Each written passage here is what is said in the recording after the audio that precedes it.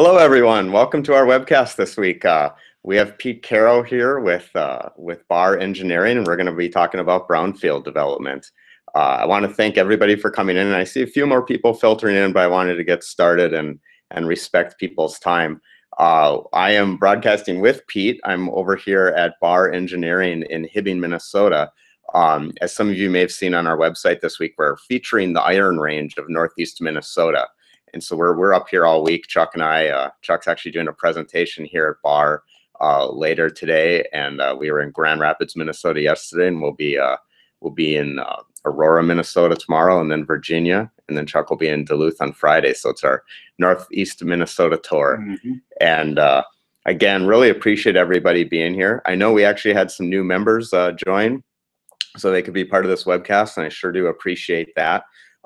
At the end, I will send a link to a recording of this and also a survey, and would certainly like people's feedback. And I'll include, Pete, if you don't mind, I'll include ways to get a hold of you if people have any follow-up questions. Mm-hmm. But I think without well, actually, I want to do a quick little bit of housekeeping. You'll see a little chat icon. I think it's going to be on the bottom of your screen as an attendee. And then you'll also see a polling icon. And I did create a poll if anybody wants to vote, asking if you've done a brownfield project before. And then there's a question icon, and you can use that to ask questions. And I think the way we're going to do this one is we'll have Pete is going to give a brief presentation and kind of talk about some of the projects he's worked on. And then we'll open it up for Q&A and look forward to having some good questions. In fact, I have a series of pause points in the presentation. Perfect. Where if anybody wants to send in questions, I'd be happy to answer them at that point. So we're going to kind of break it up into four main chunks during the presentation. So there will be little periods where people can ask questions. We'll try to field them as we go, so we can all get through this next time together. Nice. More interactive conversation. That sounds perfect. Yes. And I just want to quickly introduce Pete. So Pete's here with Bar Engineering up in Hibbing, Minnesota. And you've been here for how many years now? Well, I've been with Bar for 3 years, but I've been practicing brownfield type environmental engineering for 22 years now. Great. And that was one of the reasons I wanted to have Pete join us, was because he's had some of this on the ground experience with brownfields. And I know, a lot of communities are dealing, with sites that are underperforming and looking for ways to deal with it. But it's obviously, as I'm sure you'll allude to, it's not an easy project or process, and so to have somebody who's had some experience on the ground with some and my understanding, some success. I mean, they've been pretty good redevelopments overall. So. We'll take a look at some success stories at the end of the presentation, and happy to answer questions about those. Not every story is a success story, and that's something to be aware of as we go through this conversation. And then if anybody has questions related to how to improve their odds of success on a brownfield project, I'm happy to field those during the presentation or afterwards. Great. I'm glad you're going to allude to those challenges, because obviously it's not a cut and dry, easy process. Absolutely. Right. So, okay, well, let's go ahead. We'll get your presentation queued up here, and we'll get ready to go. Let's see if I can find this. Here we go. All right. So you can just get this set up for you, Pete. Okay. And let me make sure. Okay. Excellent. Well, thanks again, Jason, and thanks to Strong Towns for coming to the Iron Range of Minnesota. We're just excited to collaborate with you guys, and happy to share whatever we can share about our story of the Iron Range, and also our brownfield story. Great. You'll see in the upcoming presentation, a lot of it is based on our work here in Minnesota. Bar has a brownfield practice throughout Minnesota, but if you're listening from elsewhere in the country, I think a lot of these concepts, some of them are national programs. Others apply to other states that have developed brownfield programs. So your state-specific, regulatory system might be a little bit different. But the content, I think, is general enough that it would apply across the board to anybody who's interested in some of these concepts. So with that, I'll just launch into the presentation, and we're calling this Redeveloping Brownfield Sites to Revitalize Communities. And I think this topic could really resonate with the Strong Towns audience. I don't know everything that you'll be presenting coming up now, but you know, as I understand, a lot of the Strong Towns message is about, you know, densifying the downtowns, reusing infrastructure that's already available on site, making the best use of some of the cultural artifacts that really tell the story of the town that you live in. And I think brownfield redevelopment encapsulates all of those things, because you get to reuse a lot of what, you know, were the historic gems of the community. They're oftentimes downtown, or, you know, in the middle. Yeah, adjacent to downtown. And so I think these kinds of stories could resonate with your audience. At least I hope they do. I think they will. I certainly appreciate you having you on. Yeah. All right. Well, let's get started here then. So with this first slide, I want to pose the question to all of the listeners here. What's happening here? This is a picture of what I would consider to be really a typical brownfield site. And to stimulate the discussion, what's happening, you can see obviously there's, you know, some sort of historic industrial property, commercial property that's now been demolished. Clearly there are some trespassing issues. You know, there's you know, a little bit of graffiti tagging, and somebody attempted to put up, you know, no snowmobiling signs and fencing and things like that. Clearly this is an underutilized property that has some sort of history associated with it. What sort of history is that? Those are the kind of questions that you ask for a brownfield site. You know, is there an industrial history that might warrant investigation before this property gets redeveloped into something else? Is it safe for the public to access, or are there unsafe conditions that need to be mitigated before anybody can do anything here? And you're talking safety. You're not just talking about, you know, environmental, like toxic soil or toxic water. You're talking safety even in terms of, you know, someone might fall into a hole or get injured, right? That could be part of the equation. Yeah, for sure.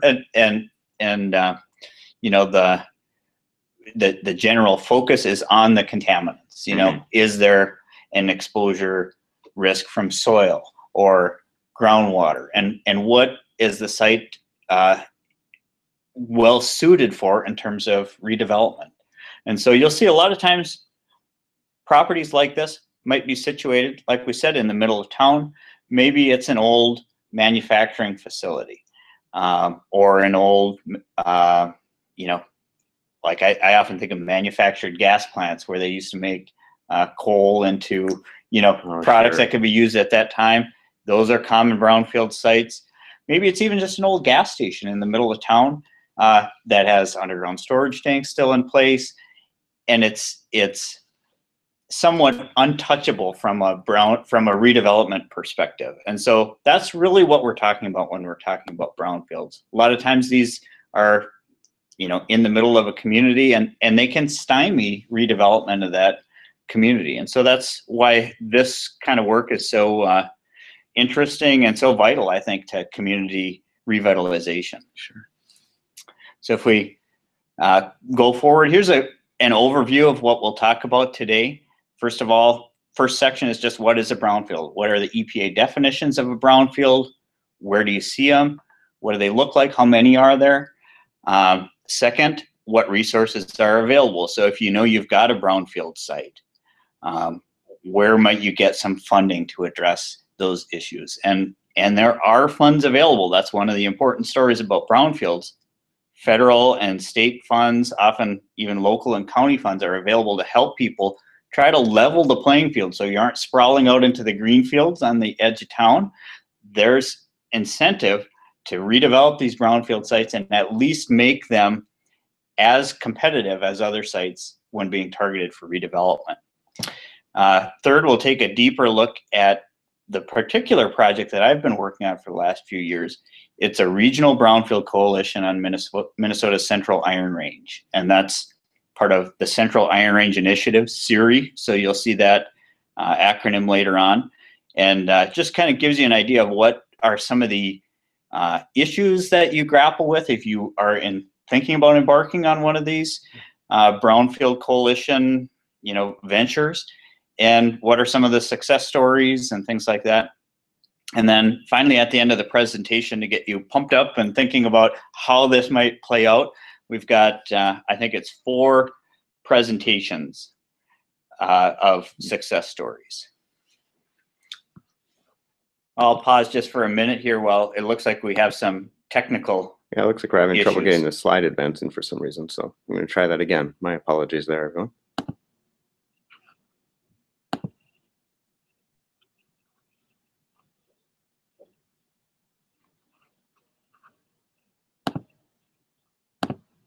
Okay. That looks better. Sorry about that, everyone. Thanks for noticing. Well, if you missed the earlier slides, you haven't missed much. Yeah. You saw a picture of a brownfield, and I think a lot of people get an idea of what that looks like. So here, let's embark on the first section. What is a brownfield? Here's the EPA definition coming up. So EPA defines a brownfield as a property, the expansion, redevelopment, or reuse of which may be, it's important to say may be, complicated by the presence or potential presence of a hazardous substance, pollutant, or contaminant. So when you look at this definition, I want to call out 2 things. The word redevelopment or reuse. So that's part of the 2 things, in my opinion, that define a brownfield project. It's being looked at because there's a redevelopment or a reuse potential for the property. The second thing is, it may be or is known to be complicated by the presence or potential presence of hazardous substances or petroleum products, things like that, contaminants of concern. Sure. And so the thing to note there is that it doesn't have to be contaminated. A lot of people think, in order to get brownfield funding for a site, we have to know it's a really contaminated site. Oftentimes, the best redevelopment, the best brownfield sites for redevelopment are ones that are they may not actually be contaminated. They just have a stigma of contamination because it was an old industrial site and people are afraid to get into, can of worms, open a can of worms when they get into a project like that. And in the early stages of investigation, that could be disproved, or maybe it's lightly contaminated, and that contamination can be easily dealt with in the engineering process of designing reuse for that site. And we'll see some examples of that later on under the success stories. Great. Yeah, I'll get to the slides here now.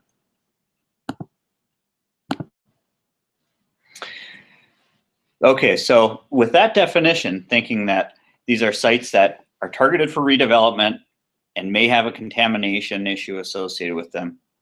Any guesses how many brownfield sites are out there, Jason? I would guess thousands and thousands. EPA estimates 450,000 brownfield sites in the United States. That seems like a really big number. And if you look at the slide that's coming up, we'll kind of circle back on that and you get an idea of how those numbers add up and how they come up with these numbers. But EPA looks at that and they see that's a big number. That's why a lot of these federal funds are available to help people, like I said, level the playing field and reuse some of these historic sites. I won't get into all the details on the legislation associated with this or the policy decisions, but at the time back in 1980 when CERCLA, the Superfund laws, came out, they it was very disincenting to people to buy a property that might have historic contamination issues, because if you were in the chain of ownership, you might be in the chain of potential deep pockets and might have to pay for cleanup of investigation and cleanup of a site. And it wasn't long after that that it was realized that this was really, the way the legislation was written didn't give an opening for people who wanted to redevelop these sites and also simultaneously clean them up. And so brownfield, they're often called the brownfield amendments, were written to these laws so that people could purchase these sites even knowing that they're contaminated and have protection from historic liability, but go ahead and redevelop the site so that it could be put back on the tax roll and get people, employed on the site and things like that again. So that's a little bit of the policy background on brownfields. And, with a number like this, 450,000, EPA realized that, we really need to help some communities with some funding to get these brownfields, reused and redeveloped into something valuable. And looking at our specific story here in Minnesota's Central Iron Range, we estimated there were 231 potential brownfield sites. There may be more than that, but we live in small towns. You've seen them here. You wouldn't think that number would come to mind, but it was certainly enough. Yeah, certainly enough for us to form a brownfield coalition to address these sites on a regional basis. So that's a little bit of the background on the numbers. Let's take a look at how they come up with some of these numbers. So here's a picture of a typical city. This happens to be Minneapolis. Okay. And you can see the I-394 corridor going through there. Now the two colored dots that you see, one represents leak sites that have been identified by the Minnesota Pollution Control Agency. The red dots represent other environmental sites. So these could be sites with tanks on them, or, waste management permits, or, something along those lines. So look across that community and you can see all the colored dots. You can quickly understand this is just one portion of one city in the United States with a lot of dots, colored on the map that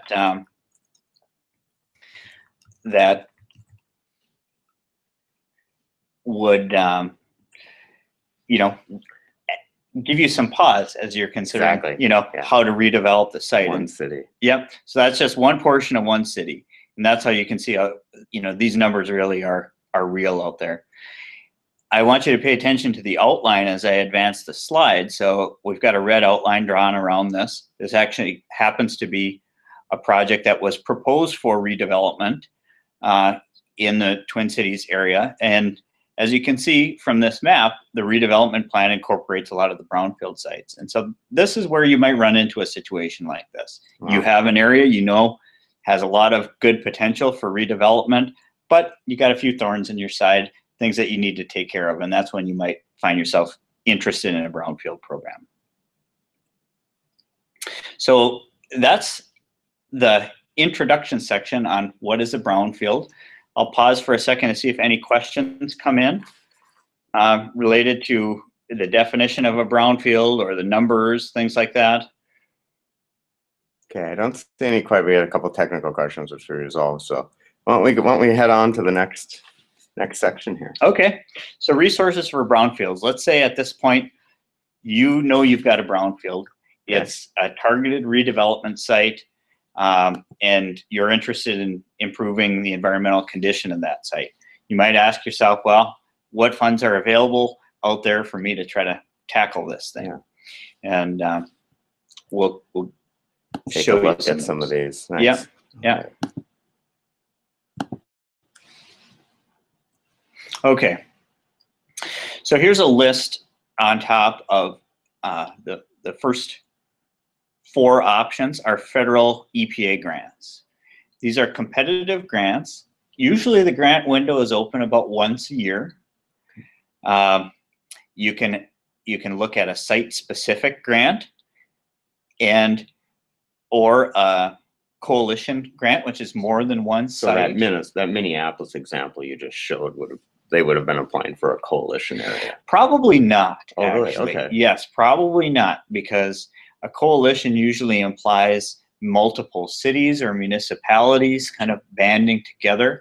I'll give you a couple examples. We talked about ours on the Central Iron Range, which we'll show later on, is a coalition of 15 cities. Oh, wow. There's also another one on famous Route 66 down in Arizona that incorporates a number of the towns and one of the counties down there.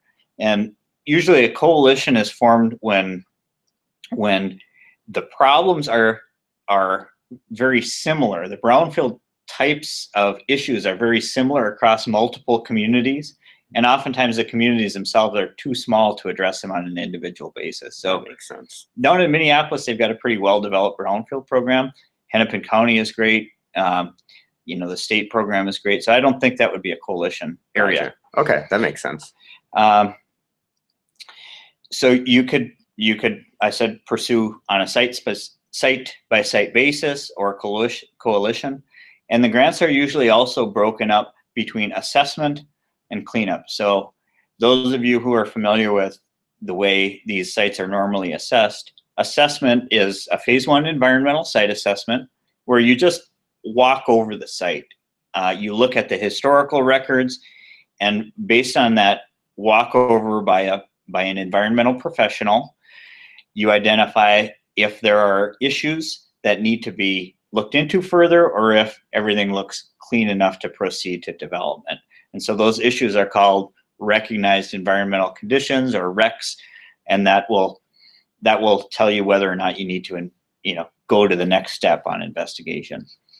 The next step is a phase 2 investigation. That's where you actually go out and collect samples of soil and groundwater, determine if there's contamination on the site or not, and then if so, where is it? Is it just limited to a small area? Is it a large area? Things like that. So the phase 2 investigation could take place over several rounds, depending on what you find. Maybe you find there's a very limited amount of contamination, can be easily addressed during redevelopment, like those sites I talked about earlier, only lightly contaminated. Then it's pretty easily redeveloped. Other sites, if you find problems are way worse than you would have wished, you may have to go in and undertake further steps of investigation, in multiple investigation rounds over time. After you've assessed the contamination and you know how bad the issue is, you write a remedial action plan called a RAP. It tells you what you're going to do to address the contamination. Sometimes it actually involves removal, digging out contaminated soil, or removing contaminated water, something like that. Other times, that could simply be saying, the levels of contamination that we're observing are low enough that there really isn't anybody at risk, and this site could easily be redeveloped without having to undertake one of these costly remediation processes. So nice. Go ahead. Well, I was going to say that's nice, and it's also something where, like you said, the private developer might not want to necessarily know the results of that because, if it's bad. Right. But this grant gives you a chance to someone else paying for that and right, kind of seeing where you're at. Yeah. So that cities or entities responsible for redevelopment of properties can kind of undertake this process early enough that they can help a developer along. It's nice to have some interest from a developer at the beginning, but then the city can help them work together to try to wrestle with these issues. So assessment, again, goes from phase 1, phase 2 to remedial action plan development. Once you get to that stage, then you need a new grant. And that grant would actually cover the cleanup costs that are associated with doing work. And you can see through the federal program, you can get up to $200,000 per site for cleanup. There are also revolving loan funds. And then many states like Minnesota have programs very similar, assessment grants and cleanup grants. I'll give you a Minnesota example. You can get up to $50,000 for assessment grants in Minnesota, and it's not uncommon to have $1 million grant for cleanup. And so there are some significant funds that are available, provided you have a good redevelopment plan and a good handle on what the issues are. I mentioned city, regional, county, and city grants. we're in the IRRB service area up here. So that would be a regional grant That program. would be a regional grant program. And I imagine most of these, you're tying a lot of funding sources together. I imagine it can be a patchwork oftentimes. I'm so glad you mentioned that, because that is the ideal situation, is to have multiple potential funders and stakeholders at the table, usually a combination of public funds and private funds, some interest from a developer that can take these sites, over the hurdles, so to speak, and bring them back to redevelopment. There are some city grants or county grants. I think New York City may, and if I'm not incorrect, administer their own city brownfield grant program. And I mentioned before, Hennepin County has a well-developed, probably the most well-developed in the country for funding these brownfield cleanup projects. Yeah. And then one last thing that's worth mentioning is there is free technical assistance available through EPA contracts with a number of entities to train people on brownfield grants, and you can get some free review of grant applications, and even some free consulting sometimes. In the Midwest region, it's through Kansas State University, Technical Assistance to Brownfield. So KSU-TAB, if anybody's interested in searching for that online. So that gives you an overview of what kind of funds are available. As you see, they're pretty significant, but the other side of the story is they are also very difficult to go after. This isn't something that you want to undertake if you're faint of heart. These federal EPA assessment and cleanup grants are 20 and 24 page grant applications that require a great deal of information, demographic information about your community, very detailed descriptions and compelling descriptions of what sorts of problems you have and how you intend to solve those problems. So it usually pays to have environmental professionals involved. Oftentimes professional grant writers are involved. And these are competitive grants. You just don't know. Every time you apply, it's like going into the Final Four. You just don't know who your competition's going to be. And if you're successful, there's could be a great amount of money out there to help you out. Odds are you won't be successful. It's definitely far less than 50%. And a lot of times the more successful grant applicants have submitted one or two grants that failed before. They tweaked those and improved them, and then came back and were finally funded the second or third time around. Interesting. Yeah. So that's an overview of the type of grants that are available.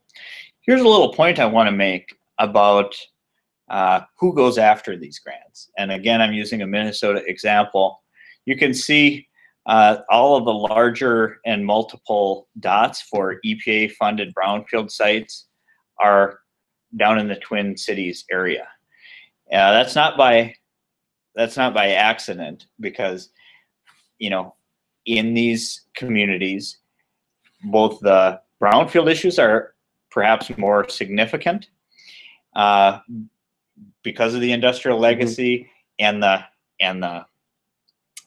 density of the towns down there, but the resources are also more significant on the city level. They actually have grant writers on staff. They have environmental staff, people who are aware of these programs and can go after these kinds of funds. And so, city and the county level down in a place like that, too, which I'm sure makes a big difference. Yeah, absolutely. Yeah. And so if you look at the map again, you see down in the Twin Cities a nice cluster of EPA-funded programs.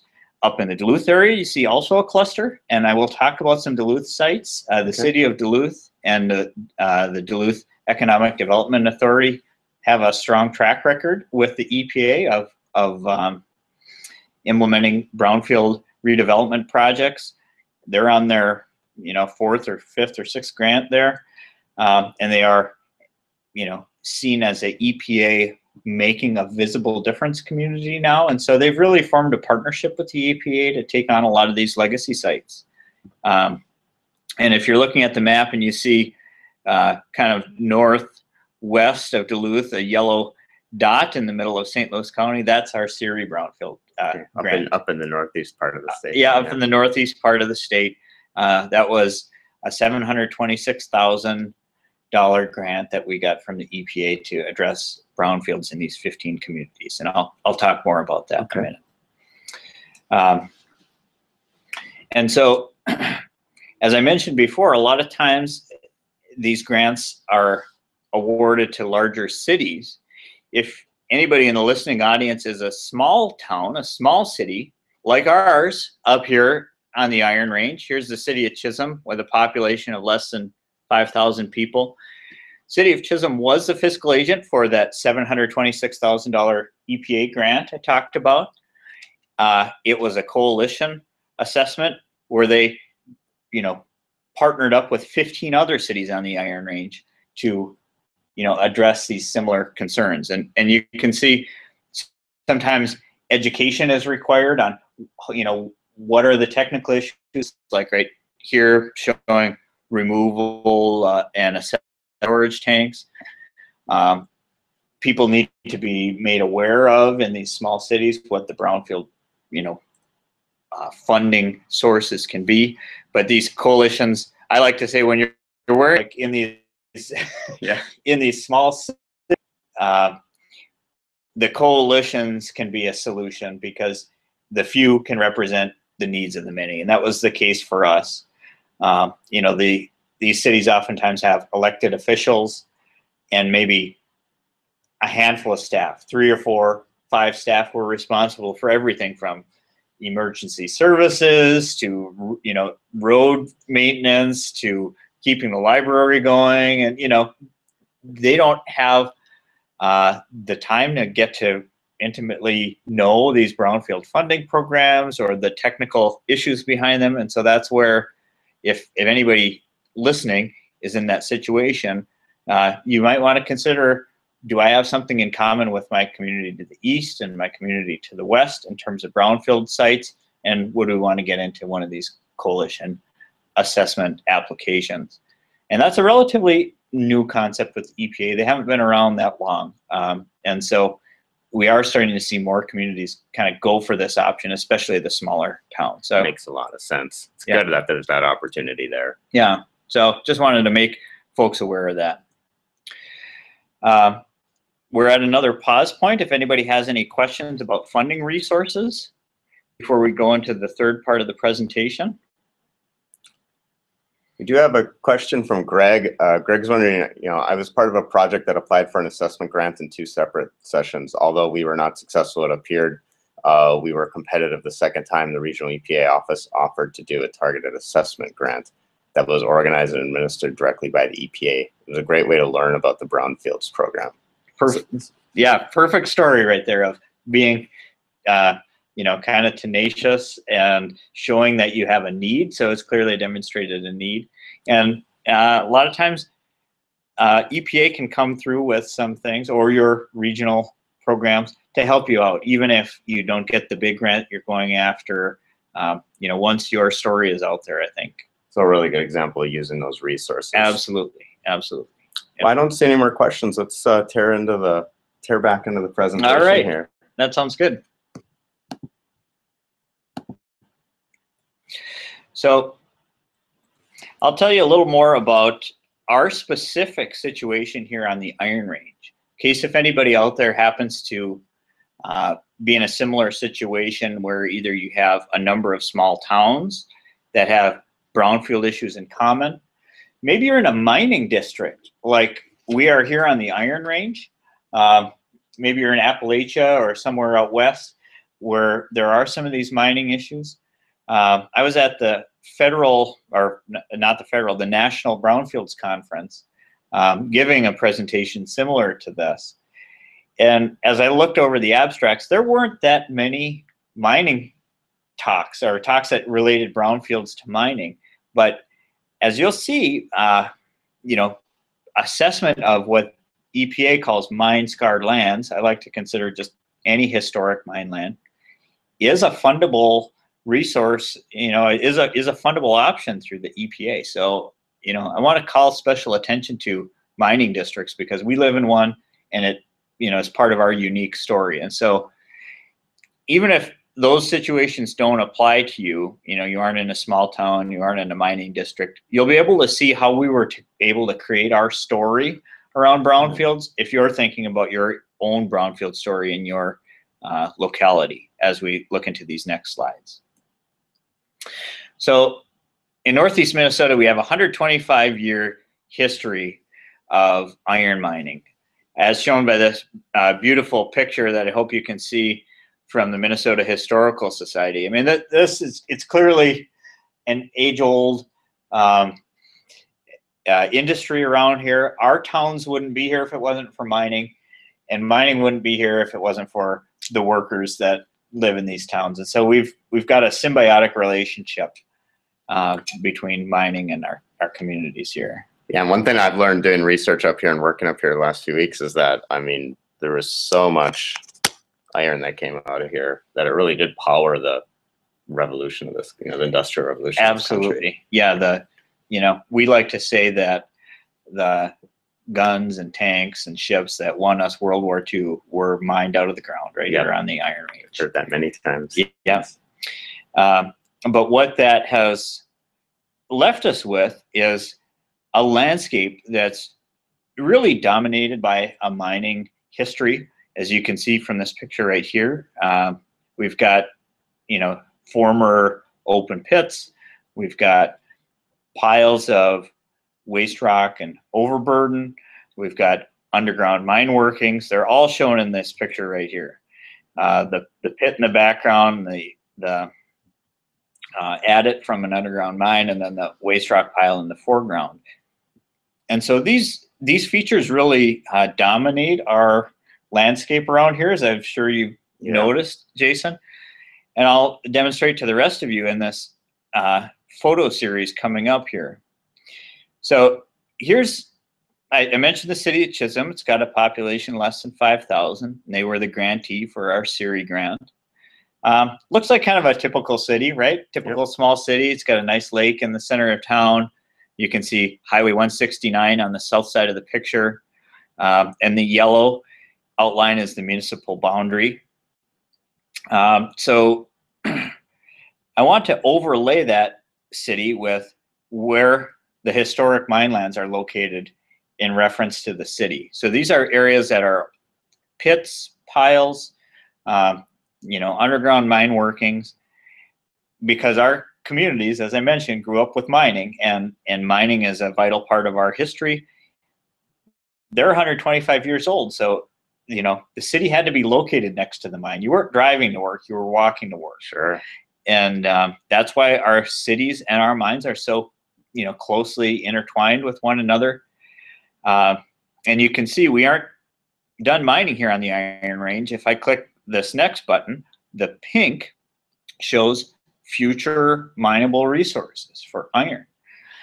So when you're thinking about redevelopment, put on your developer's hat here for a second and ask yourself, if I wanted to develop in the city of Chisholm and not go on historic mine lands that may either have legacy issues or in some instances have future ore value, because at the time when they were, these waste rock piles were placed, they were waste rock, but they still contain a lot of iron. They're very pure iron relative to what's being mined out of the ground. So it might have remining potential.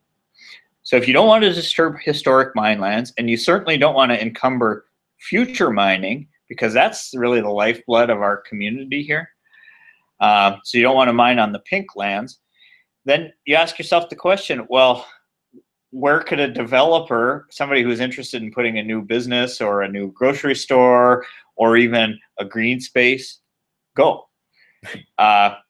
It's a unique story that we are really, literally engulfed by future and historic mine lands in these small communities. And you see that they're isn't that much room to grow. So that begs the question, how can we address that from a brownfield perspective? It's kind of a unique situation where you don't want to expand beyond the historic cities. You want to try to stay in that historic densified area.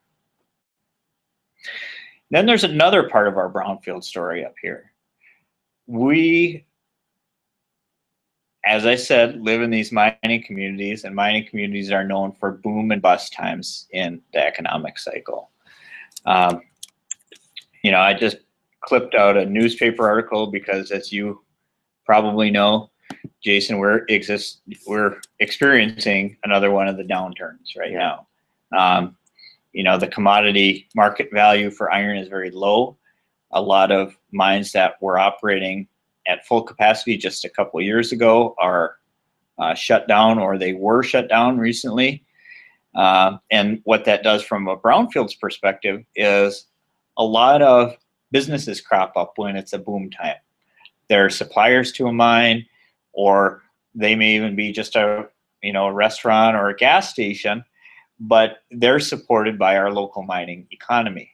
When that economy tanks for a few years running, some of those businesses suffer and they have to close. And what that does is it leaves a brownfield in its wake, a former commercial or industrial property. Sure. So a gas station with an underground storage tank that went belly up during a bust. Exactly. It is kind of I call it a classic brownfield, because those are the kind of things that happen in non-mining communities around the country. But we experience them maybe a little more acutely than other places because of our boom and bust cycle of our economy. Interesting. And so with these two, issues facing us, that we've got historic and future mine lands surrounding our small towns, leaving little room to grow and develop, and a boom and bust economy that's left many abandoned or blighted properties within our city boundaries, we came up with the solution. And I say we very loosely. It's actually a lot of my predecessors who were really forward thinking about how to leverage the federal and state resources that are available to try to address some of these issues and level the playing field for redevelopment in these areas here on the Iron Range. And so that's how the coalition concept was born for the Central Iron Range. Let's use some of these funds, federal and state brownfield funds, to develop our existing and outdated commercial and industrial properties. So here's a picture of our brownfield coalition. There's a star for every city, one of our 15 cities and townships that is part of the CIRI Brownfield Coalition.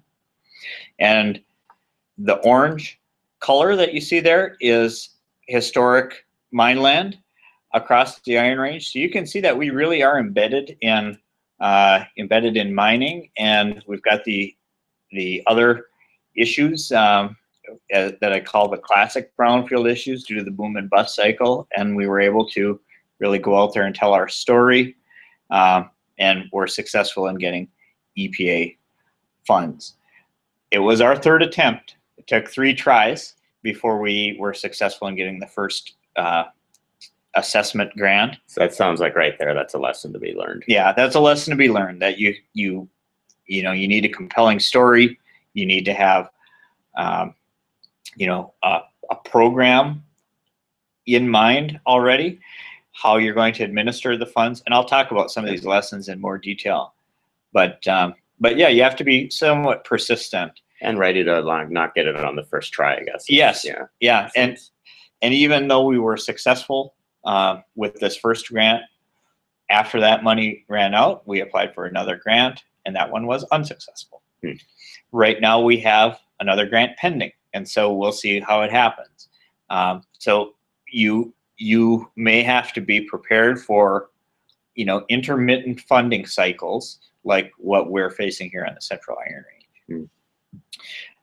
If any of this interests you, if you're thinking about forming a coalition with a group of small cities, I'll get a little bit into the details of how we operated our coalition, and then what some of our solve challenges are, or challenges we're working I think that will be valuable, because I know we do have some smaller communities participating, and certainly as part of our membership that would be interested. So yeah. Okay, great. So here's how Siri operated. Basically, we had 15 communities, and after we were awarded the money, each community got to nominate one brownfield site. So which is the site that was most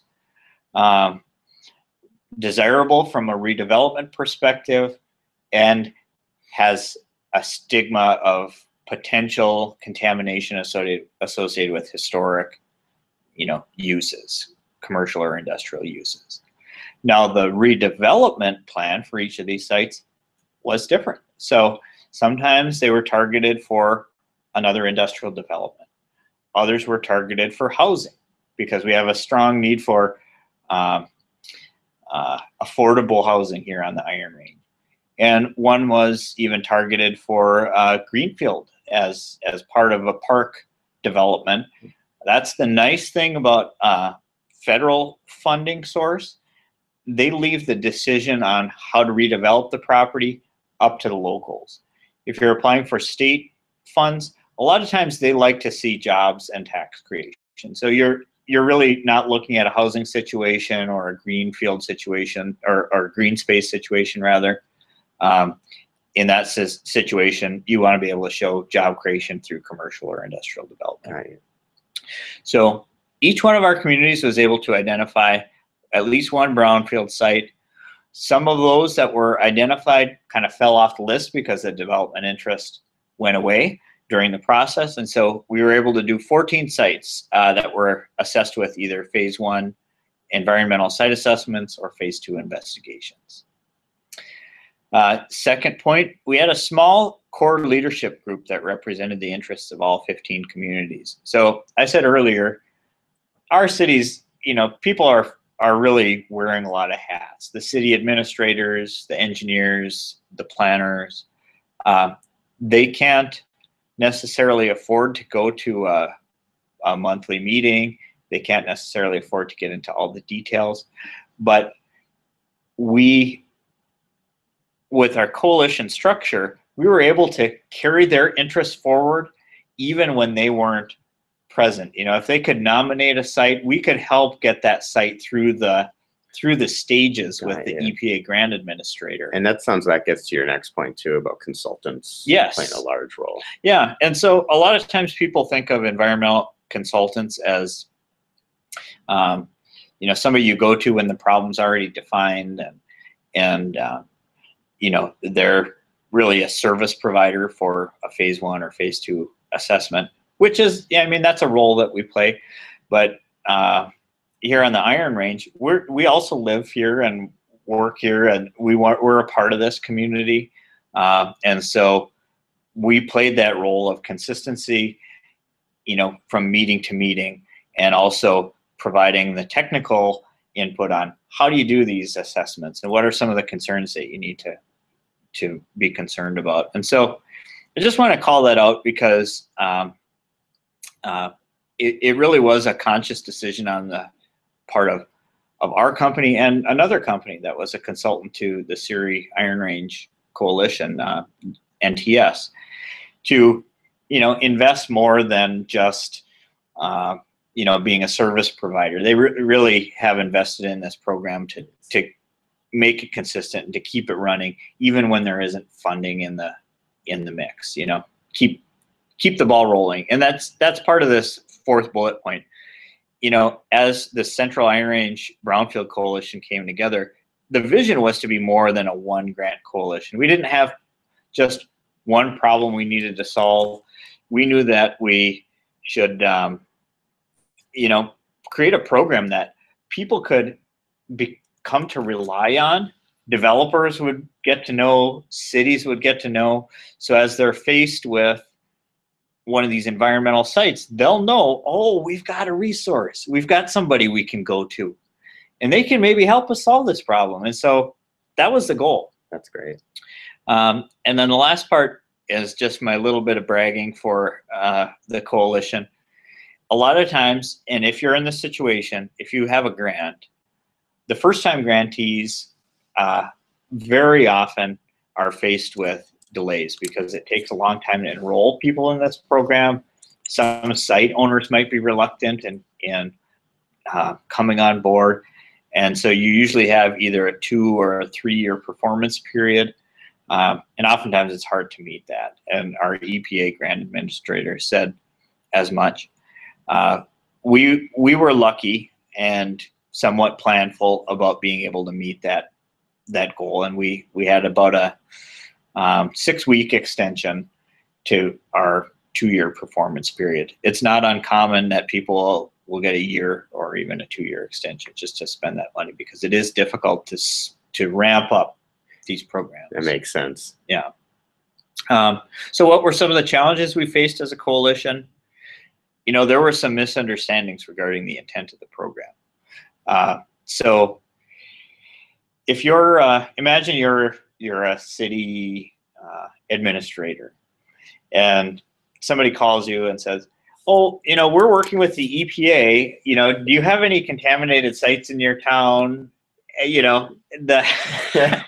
You might be somewhat hesitant to. Might not be the person they want to pick up the phone for. Exactly, because they're looking for the best interest of their town. If there's somebody that is, a historic business that's still operating but might be partially responsible for the contamination, they don't want to get them, drag them into an issue that they can't solve. Sure.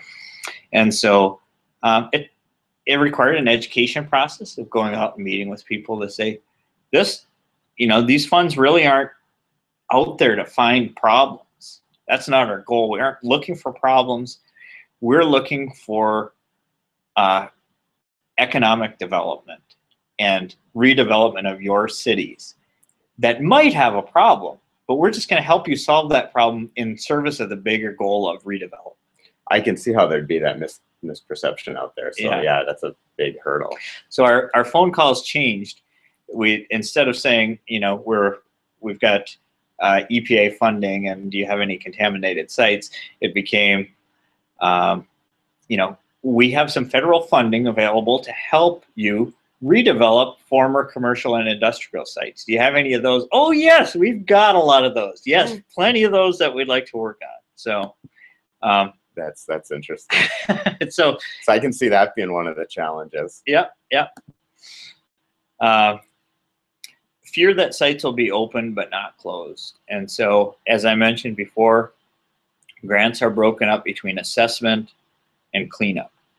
And there is some fear, and rightful fear on part of some people, that if you undertake an assessment, you may figure out how contaminated your site is, but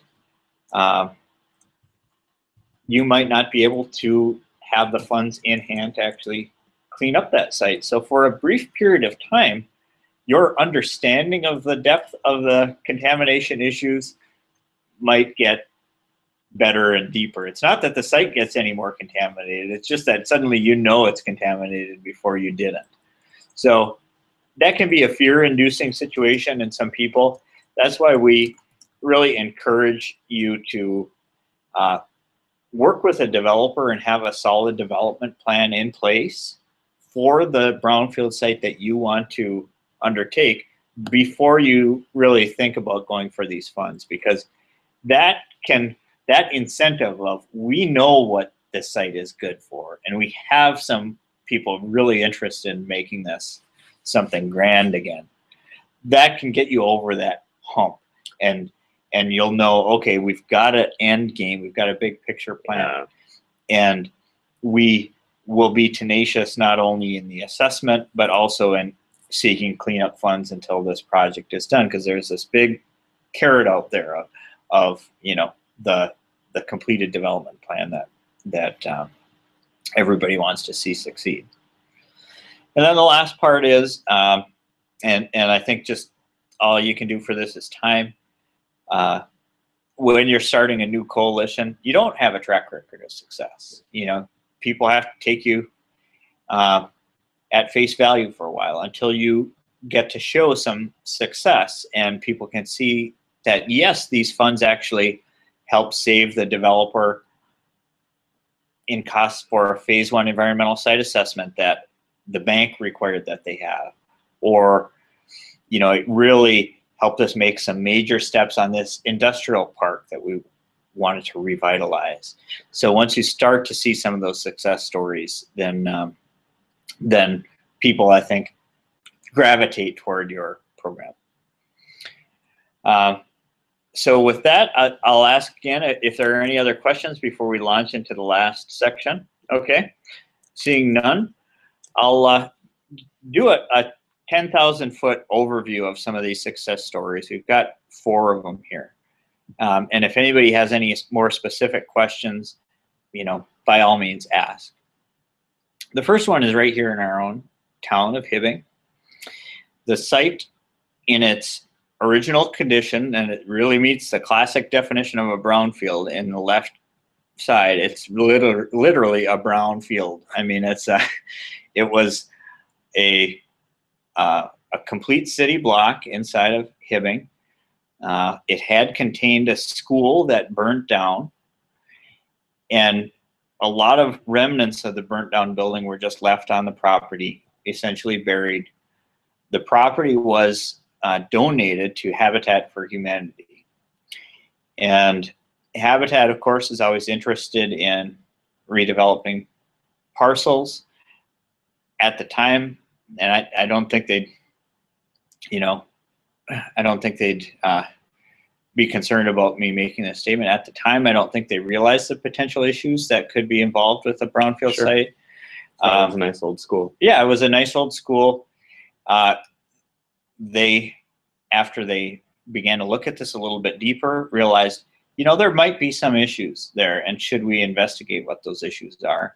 So we partnered with them, Bar Engineering, the City of Hibbing, IRRB, Minnesota Department of Employment and Economic Development, DEED, all kicked in some funds for investigation and remediation of this former school site. And what it turned out to be, there was lead-based paint and asbestos issues within the footprint of some areas of the old school site. Now, not all of it was that way. Just some portions were, and we were able to come up with a plan to, remove the contaminated areas that were of concern, assess the areas that were not of concern, and that paved the way for Habitat to come in and locate 8 of their affordable houses, on the property. And so those houses are valued at nearly $1 million now, or maybe over $1 million. And this site was literally producing 0 before we got into this program. Wow. And not something that Habitat would have had the capacity to undertake that sort of assessment. Right. And so, it's just a beautiful success story. In fact, this is an award-winning project on the Minnesota level. It won a Minnesota Brownfield Rescape Award a couple of years ago.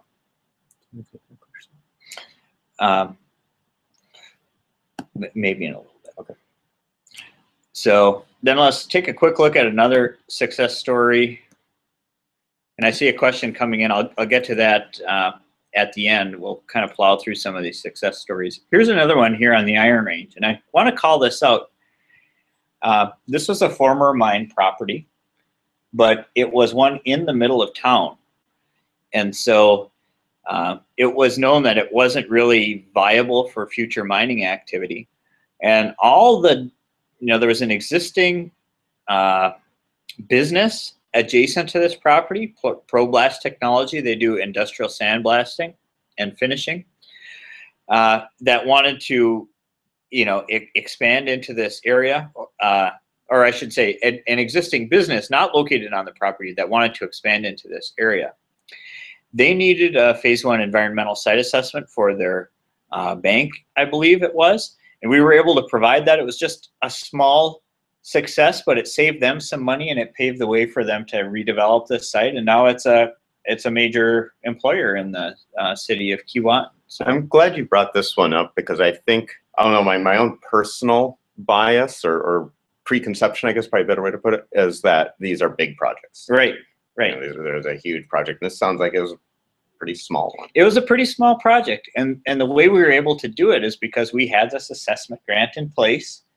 The need was identified, the site was identified because of communications with the city, and we were able to help out. And it wasn't long after the site could be redeveloped, and we saved a little bit of money for the developer. They didn't have to do the environmental costs. We bore those costs with our EPA grant. So that's great. Now here's a site in Duluth. I hope you can see it before and after pictures here. But what it was is it was a manufacturing facility that made concrete vaults and conduits. It was on a 5-acre property overlooking the St. Louis River Valley. And there was interest in redeveloping this by Lal, the furniture manufacturer, and Epicurean. They make like cutting boards, Sure. kitchen utensils, and that kind of thing. And so you can see the before picture looks like kind of a classic, old boarded up factory. The after picture shows really a modern looking structure, something, pretty appealing. There's another picture of that. Here's a picture of the interior of the redeveloped building, and one more picture kind of showing, how this site was redeveloped. And I can just do a quick level overview. Due diligence, which is the phase 1 environmental site assessment. Assistance was done by the city, again with an EPA brownfield grant. Petroleum and tar residues in the soil, as well as asbestos containing debris, were removed from the site, and there were many drums of tar. So that was funded with state cleanup grants from the state of Minnesota. Remediation was done at the same time as the development construction, and some of the contaminated areas were able to be creatively reused. As long as you can limit the exposure barriers to, say, contaminated soil that's not going to leach into the groundwater or create any issues, you can leave this stuff on site sometimes. So they were put into landscaping berms, and the contaminated soil was covered over, and it really is just over time that'll be naturally biodegraded, but it could be reused as fill on site. And so that's one of the kind of creative ways to reuse these brownfield project sites. And now Lal and Epicurean are successful businesses. They're actually looking at expanding into other project sites. So kind of a neat success story. Now I'll leave you with one more, and I'll go into a little more detail here. This is also in Duluth, Clyde Park. These are some of the after pictures, and I'll show you the before pictures later on. So look at the expanse of the interior of that ice hockey arena, and take a look at some of the I-beams and things like that. This was once the Clyde Iron Works. Manufacturers of logging tools, logging sleighs, chain. You can see it was really kind of a classic industrial site in all shapes and forms. Here's a picture of what it looked like at the time when people were working in there. And the vision for this area was to redevelop it as a new hockey arena. It's got the Clyde Iron Restaurant and the Duluth Children's Museum, all housed in the same facility. So it was really kind of an anchor for redeveloping this part of Duluth that hadn't seen the same kinds of success as other parts of the city. And they weren't going to get another ironworks facility. Yeah, exactly. So the idea was, what can we make out of this site that would be useful for us today, that would revitalize this community today with our needs? And you can see, a lot of the infrastructure there was able to be reused. That's why I was calling out, for the skating arena, they try to use as much as they possibly could over again. And so I just put up a few details on this. Grant funding was used for all phases of investigation, from both the EPA and the state. A state redevelopment grant was awarded. It covered 75% of the remediation costs. So these aren't typically without some local match. You know, you have to have some match. Again, we talk about the importance of partnerships, and you can see there's a list of everybody who was on the team that participated in redevelopment of this particular site. So that's really kind of a quick overview of these success stories, and I'll leave you with some final takeaway thoughts here. If you're thinking about brownfield sites, they are redevelopment sites with environmental challenges. Those two things, I've hit on that before. Redevelopment is an important piece of it because that's what's driving the environmental work. Resources are available federally, state, maybe county, regional, city, or even free technical assistance. So if you're facing one of these, you know there are some people pulling for you. And if you can get their attention, the help can be significant. If you're a small city, you know, bullet point number 3, and you can't necessarily afford to do this on your own, maybe you have something in common with your neighbors and you can form a coalition.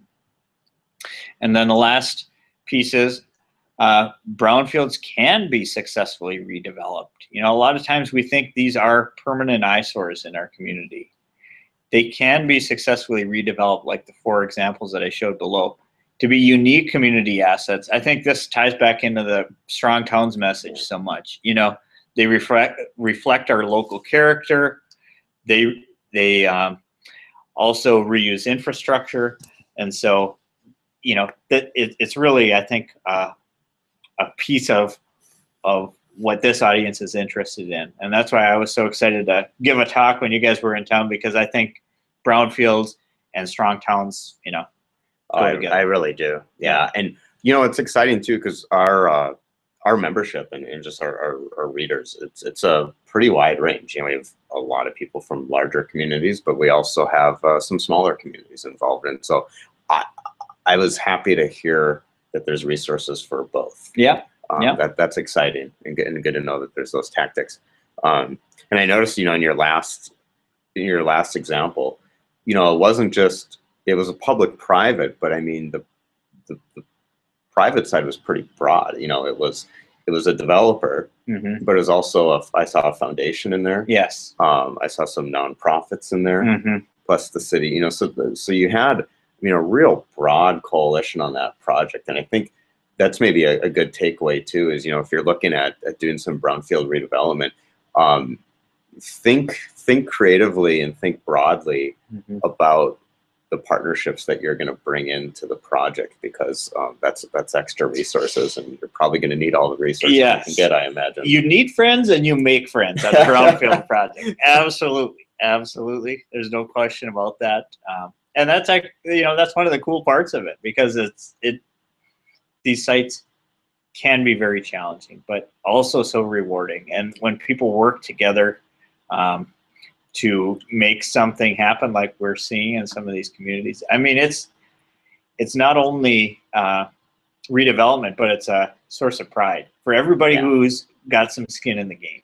You know, everybody on that list can drive by and think, you know, what part they played in you know, putting this gem back in the heart of their community. Yeah, and you think about how oftentimes I'm sure these are seen as hopeless sites. And, you know, and kind of a scar, a physical and, you know, kind of emotional scar in the community. A lot of times this was a place that, you know, at some point was a source of local pride. Yes. And local power and local wealth. Yeah. And now it's become this kind of eyesore and you know, this dangerous, forbidden place. And also just this reminder of, you know, a tragic event in the city's history or what have you. And, you know, now to turn that into an asset, you know, it is, I mean, what a source of, I mean, a children's museum, you know, and that ice rink and that manufacturing plant. I mean, those are new sources of pride for that community and that neighborhood. And that's tremendous. We do have, we've kept Olivia waiting for a long time. So Olivia, let's let's get to your question. Is bioremediation used as an effective strategy to clean up contaminated sites, especially those that will become green spaces? And if not, why not? Absolutely. Bioremediation, especially. So just to back up for a second, for those of you who might not be familiar with that kind of insider term there, bioremediation refers to using microorganisms to clean up the contamination that exists in either soil or groundwater. So that would be like in the old manufacturing plant that got turned into the furniture in the Victorian kitchen supply site. You'd said they had taken some of the contaminated soil and used that as like landscaping mounts. Right. So that would be bioremediation. So eventually these sites will be bioremediated. You know, it's hard to compete with Mother Nature in terms of her power to clean up these contaminated sites. Sometimes she needs a little boost to get going, and so there are, believe it or not, microorganisms that really thrive off of gasoline, diesel. You know, these types of what we consider to be contaminants are food to microorganisms out in the environment. And so bioremediation strategies are, they can kind of take two forms. One form would be an active bioremediation strategy where you try to make the microorganisms happy. So you make sure they have enough oxygen and they've got enough nutrients to thrive and continue to degrade the contamination. That's an active bioremediation strategy, and it's not that much different than a standard wastewater treatment plant where we use microorganisms to degrade the wastes. Another strategy is called passive bioremediation, also known as monitored natural attenuation. And so in that case, what you do is you simply watch the natural biodegradation that's occurring, and you make sure that it's not getting any worse, it's getting better over time. And you don't even mess with it. You just let the organisms do their thing and clean up the contamination. Can you say that term again? Oh, which one? Monitored natural attenuation? We even call that M&A or MONA in our... That's a great term. If anyone's looking for a band name out there. Yeah, monitored net. You're right. Yes. Yeah, that's a good one. That's a really good strategy in most cases. The one time when it might not take care of all of your issues is when you have, you know, the contamination is at such a high concentration, or, you know, it's free product that, you know, which is like actual, you know, feet of oil or, you know, petroleum products on the groundwater table. You want to remove the real big slugs of contamination from your site before you let bioremediation take over. And so the answer to Olivia's question is a bit, it depends. It's nuanced. It sounds like it can be an effective strategy, but yeah. It depends on what kind of and how much contamination you're dealing with. Yes, exactly right. So if it's a low level of contamination of a very biodegradable type of contaminant, absolutely. Monitored natural attenuation or bioremediation is a great strategy. If you have a very high level of contamination or maybe a persistent contaminant that doesn't lend itself to biodegrade, then you may have to get into a removal situation. Now, are you gonna, when you're going through the funding process and granting process, you know, that first stage is that assessment stage. Yeah.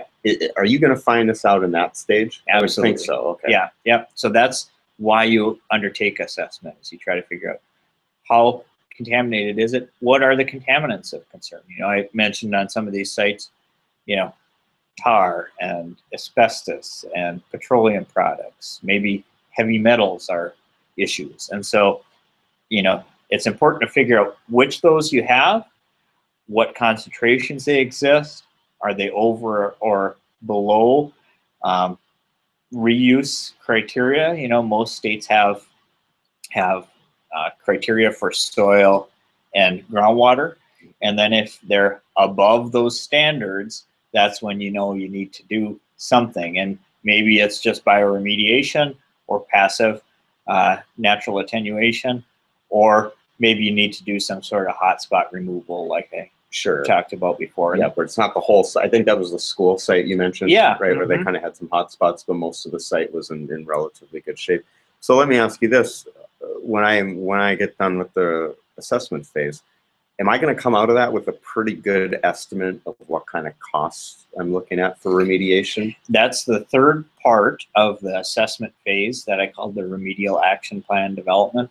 That's what the remedial action plan is. It says we're going to go in and we'll scoop out contamination in this area. We'll remove 200 cubic yards. It's going to cost $26 a ton to dispose of that. And then we will install monitoring wells to monitor the progress of bioremediation or natural attenuation at the other location. And so it'll break out exactly what you're going to do and exactly how much it costs. And that's what you need to know when you go into the cleanup grant applications. You need to know exactly how much money to ask for and a very specific plan of what you're going to do with that money. Now, how much of a challenge is that? Because I mean, even when we build things like sports arenas, not to pick on sports arenas, but that's a classic example of where big project, there's an estimate for it, and doesn't always come in on time or on budget. I would think with brownfield cleanup and environmental remediation, you're going to have, even a higher degree of complexity. Yeah. How do you guard against that, or how do you try to ensure as best you can that plan is on par with reality, and that you're going to be able to deliver kind of within this? Well, that's where the importance of a good investigation comes in. It has to be carefully designed to try to assess those variables. And, if you're smart about it, you try to build in some contingency, because it could range from this to that, depending on the unknowns that we weren't able to assess. And so, the more money you spend on assessment, the better your delineation of the problem will be. But assessment funds only go so far, so you do the best job you can with the money that you have during the assessment phase, for sure. That makes a lot of sense. Mm-hmm. All right. Well, I'm not seeing any questions coming in, so I think maybe we'll just end it here. This has been very educational. I think everybody really enjoyed it. So thank you for sharing. I think both your expertise, but also just your experience. Oh yeah, no, I'm happy to. Yeah, happy to talk about it. It's one of my favorite topics, and happy to help anybody who's interested in knowing more about these kinds of projects. And we can share our stories out there. I gave like I said, a lot of Minnesota-specific examples, but in many ways, Minnesota is, I think, a state leader in this area. Mm-hmm. And so what's happening in Minnesota today will probably be coming to your state 5 or 10 years down the line. It's really valuable to study these examples, because it gives you a roadmap on how to go about doing these. We've done enough of them now. It's less uncertain than it used to be, and you can actually get your arms around these sites and do some good. So I want to leave you on that positive note. Yeah, well, thank you for that. I think that's real good to hear. And yeah, we're seeing some great success stories here, and of course around the country. So thank you very much. And what we're going to do is I'll send it on an email with a video link, and then I'll also send Pete's information if you want to get a hold of him. And maybe we'll send a copy of the presentation too for people, and just give you some resources to use going forward. And of course, feel free to drop us a line with any questions, and happy to answer them and keep this going. But I hope this was a useful resource for everybody, and I really want to thank everybody for joining us, and thank Pete again for sharing his expertise. Oh yeah, thank you. Right, yeah, glad to be here. All right, take care, everybody.